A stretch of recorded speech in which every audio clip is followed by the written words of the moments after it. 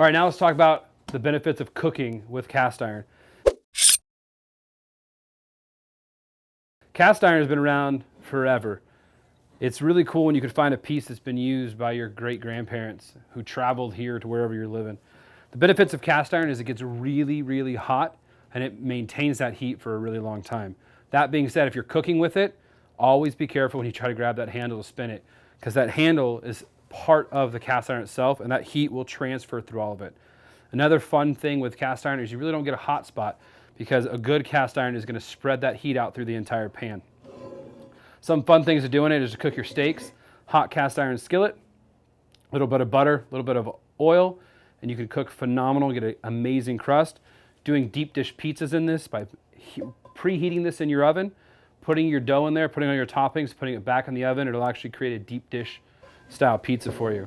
It's simple, it's easy, and it builds flavor. Every meal that you make is going to add flavor to this cast iron. So don't be scared, grab a cast iron and get cooking.